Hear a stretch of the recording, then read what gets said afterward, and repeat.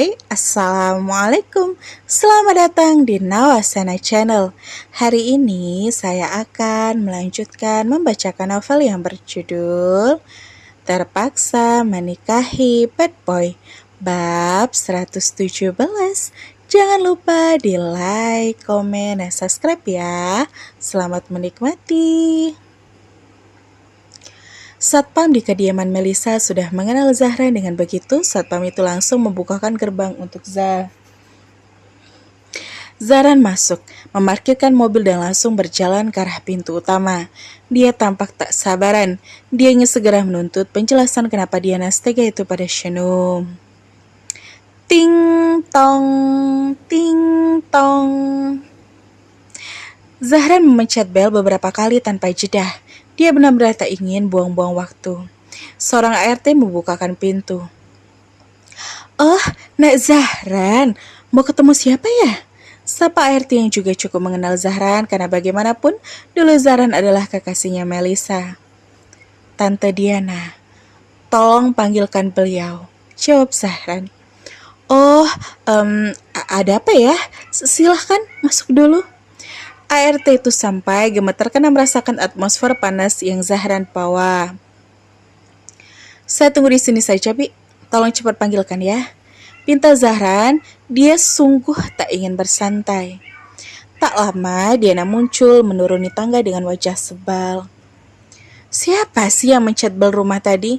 Gak ada sopan santunnya," seru Diana kesal. Dia belum mengetahui kedatangan Zahran.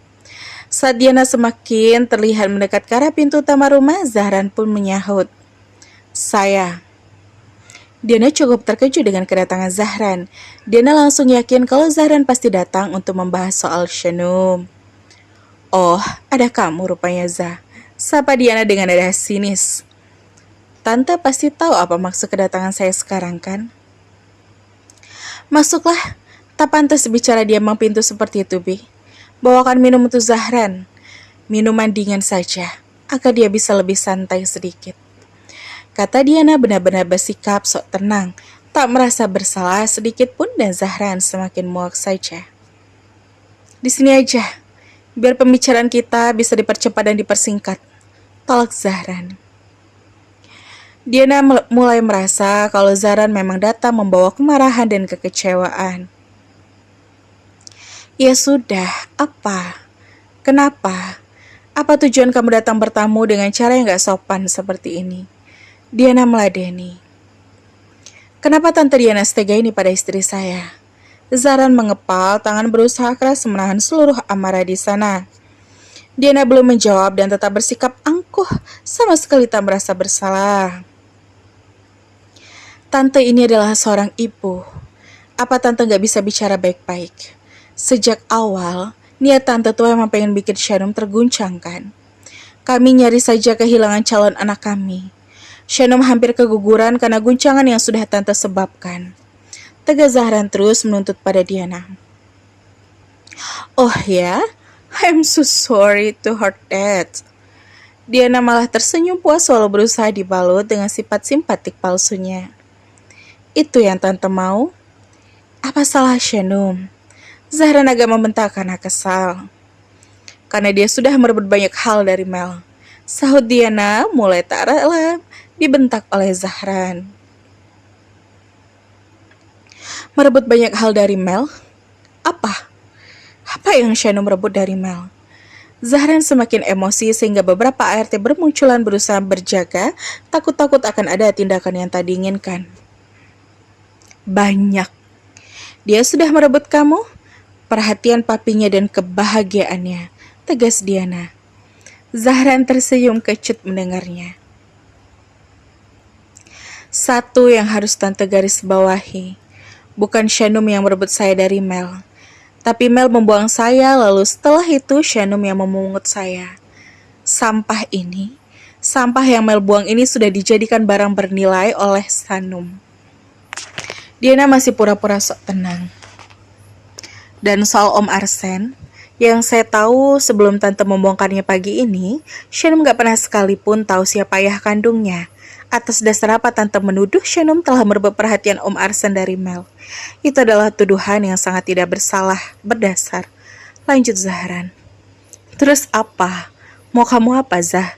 Kamu menuntut saya? Harusnya saya yang mendapat keadilan dari pengkhianatan ini. Saya ini korban. Korban dari perbuatan suami yang suami saya dan mendiang ibunya yang pelacur itu. Dia mana mulai mengegas. Lantas tante melimpahkan kesalahan mereka pada Shanum. Begitu. That's a fucking stupid attitude. Jaga mulutmu, Zah. Diana melempar telunjuknya ke arah Zahran saat Zahran mulai terpancing mengeluarkan kata-kata kasar. Dan silahkan jaga sikap tante kepada istri saya. Balas Zahran dengan tatapan mata super tajam yang penuh yang begitu mengintimidasi. Dia pantas menerimanya. Ibunya, orang yang telah melahirkannya, adalah sosok yang telah membuat rumah tangga saya berantakan. Sekarang, nasib Mel sedang dipertaruhkan. Ini semua gara-gara pelacur gatal itu. Dan yang pantas menanggung ini semua adalah anaknya. Ngerti? Diana meledak lagi. Fucking stupid. Zahran terus merutuk tanpa segan lagi. Berhenti mengutuk saya, peringatkan Diana. Pemikiran tante itu adalah pemikiran yang sangat bodoh.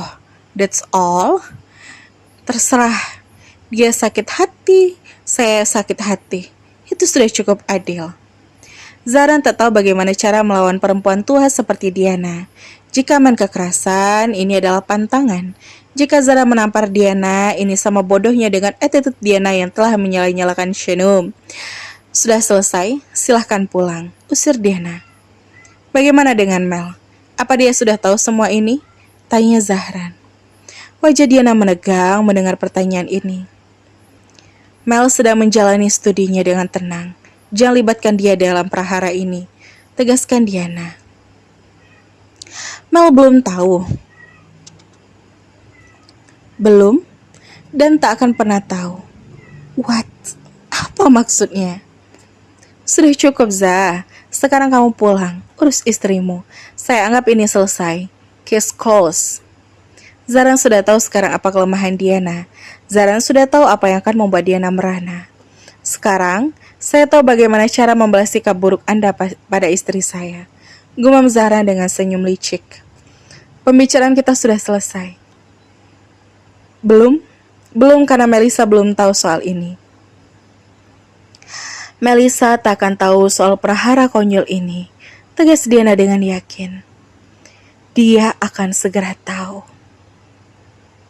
Jangan main-main dengan saya, Zah. Jangan hubungi Melissa lagi. Dia sudah tak ada urusan dengan kamu. Zahran melihat wajah Diana seperti ketakutan. Zahran sudah tahu sekarang bagaimana cara membuat Diana resah dan gelisah. Melissa akan segera tahu. Tegas Zahran lalu balik kanan, meninggalkan Diana di ambang pintu itu. Diana tak berpikir sampai ke sana. Diana kelabakan. Jangan sampai Melissa tahu, apalagi kalau yang memberitahunya adalah pihak lain.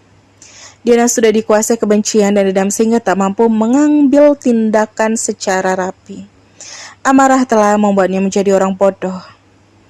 Enggak, Mel gak boleh tahu semuanya. Diana menyusul langkah Zahran yang terus berjalan menuju ke mobilnya untuk mengambil handphone. Hey Zah, stop, let's make a deal. Teriak Diana yang benar-benar ketakutan. Sorry tante, karena tante sudah mengatakan ini pada Shanum, berarti saya lah yang harus mengatakan ini pada Melissa. That's a big deal. Enggak Zah, please. Dia terlalu rapuh untuk tahu ini sekarang. Diana balik memohon. Zahran malah tambah bernafsu untuk membalas Diana. Tante sudah melibatkan Shanum dalam perhara ini. Melissa juga harus terlibat. Itu baru impas. Zahran mengsekak mat Diana berulang kali. Enggak, Zah, please. Enggak sekarang. Zahran mengirim pesan di grup The Wolf. Zahran meminta anggotanya yang tahu nomor Alexa untuk meminta nomor Melissa. Jika Zahran hubungi lewat DM, khawatir chatnya akan menumpuk. Secara akun IG Melissa sangat sibuk setiap harinya. Zah, jangan memohon begitu tante. Tante tak pantas memohon begitu pada saya. Sentil Zahran sembari menunggu anggotanya memberi informasi. Kamu mau saya melakukan yang lebih buruk pada Shanum, hah? Ancam Diana. Zahran tambah benci dan hilang respek. Itu gak akan pernah terjadi. Jangan harap tante bisa melukai istri saya lagi. Kecam Zahran. Ping, ping, ada beberapa notifikasi masuk. Salah satunya ada chat dari nomor baru itu dan itu adalah Alexa. Dan gercepnya Alexa memberi info untuk Zahran sembari berharap Zahran akan memaafkan dan menerimanya lagi sebagai teman. Itu nomornya Mel, Zah. Ada apa sih? Jangan bilang kamu memohon buat balikan sama Mel. Zah. Zahran mengabaikan pesan spam Alexa dan hanya fokus pada nomor kontak Melissa yang akan segera dia hubungi. Zahran menatap jam di pergelangan tangannya dan ini sudah pukul 11 siang. Selisih waktu Jakarta-Paris hanya sekitar 5 jam. Itu artinya saat ini di Paris baru sekitar jam 6 pagi. Zahran harap Melissa sudah bangun dari tidurnya. Hentikan, Zah. Saya bilang hentikan. Kamu ini memang tega. Diana berubah histeris dan berusaha merebut ponsel Zahran. Zahran tak menyangka kalau Diana setakut ini jika Melissa sampai tahu. Terpaksa Zahran harus tega karena Diana sudah lebih tega pada Shanum. Pak, Bi, tolong amankan majikan kalian ini. Seru Zahran sembari meminta bantuan pada satpam dan para RT yang hanya menonton.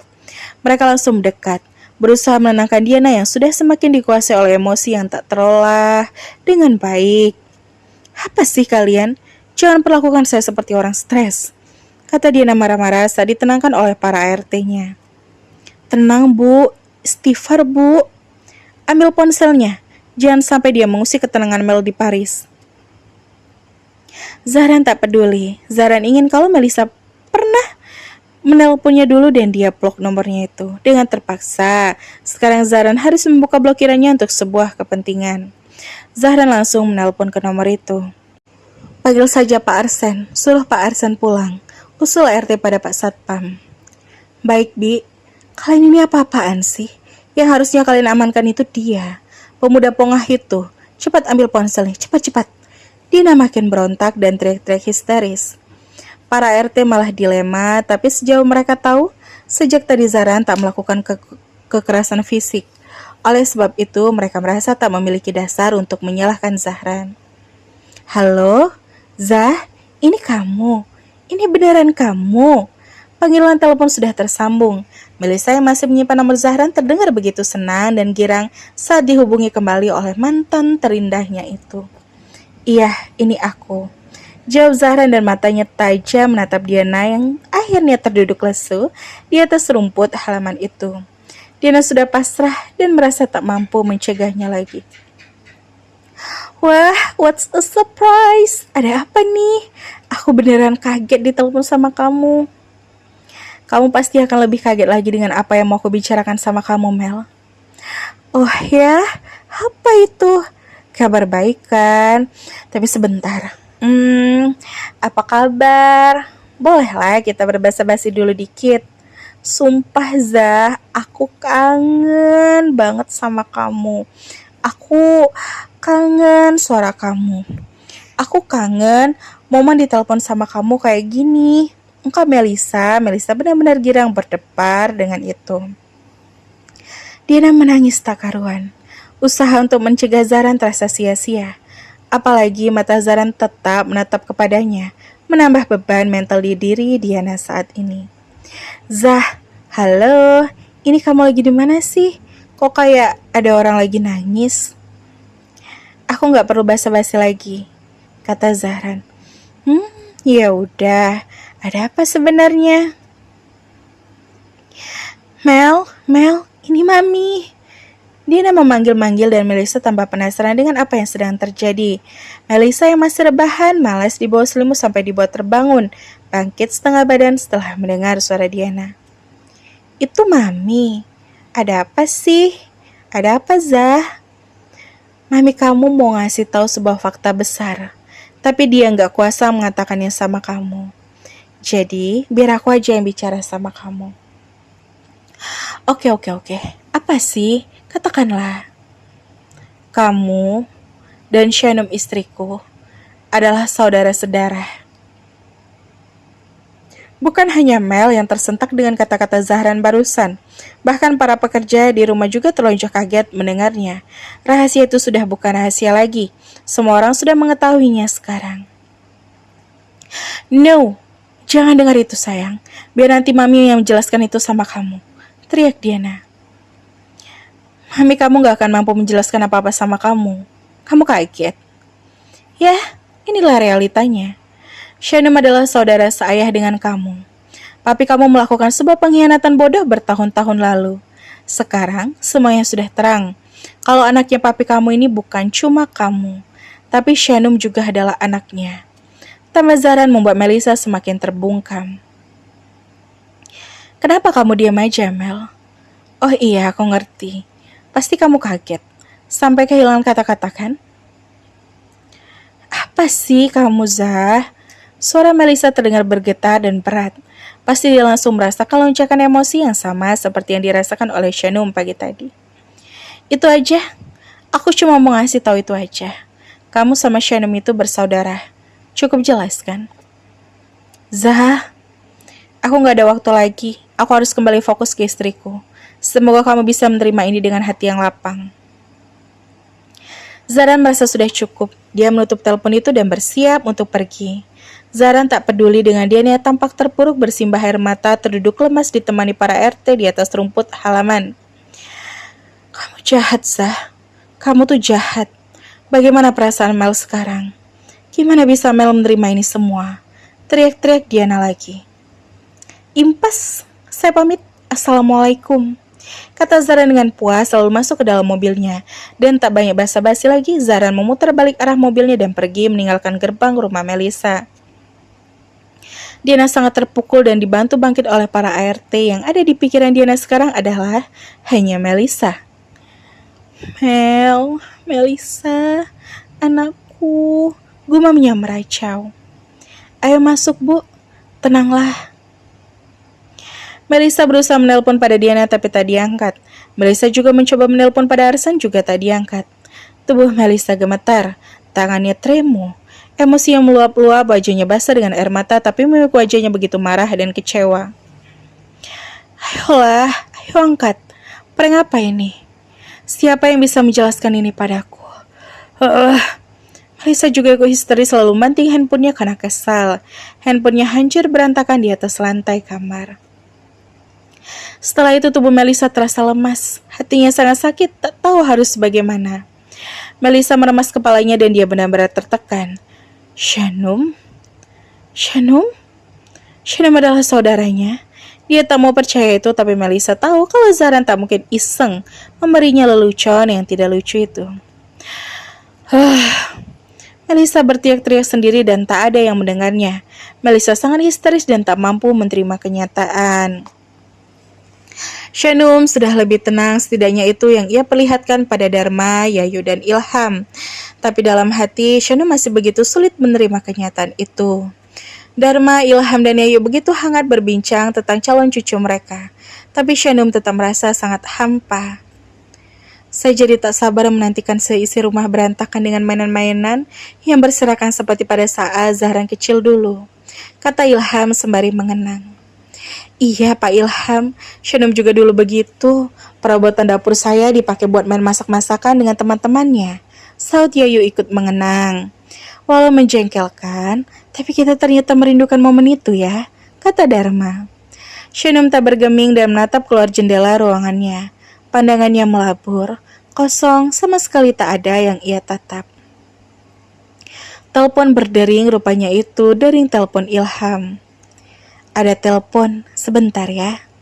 Silahkan Pak. Ilham menarik telepon dari saku celana dan kaget saat mendapati Arsan yang sedang menelponnya. Ilham kira mungkin Arsan hanya akan bicara soal bisnis. Halo, selamat siang Pak. Sapa Ilham dengan santai. Halo Pak Ilham, Teja bilang Anda sedang di rumah sakit. Suara Ilham terdengar panik. Ya, saya sedang menengok menantu saya. Jawab Ilham. Anak kandungmu Arsan, lanjut Ilham dalam hati. Shanum. Iya. Beberapa detik lamanya, Arsan diam seperti sedang berpikir. Saya sudah ada di lobi rumah sakit. Boleh saya tahu di mana ruangan Shanum? Sahut Arsan. Terdengar lagi. Ilham tak menduga kalau ternyata Arsan ada di rumah sakit yang sama. Boleh saja. Anda sudah tahu kan Pak Ilham?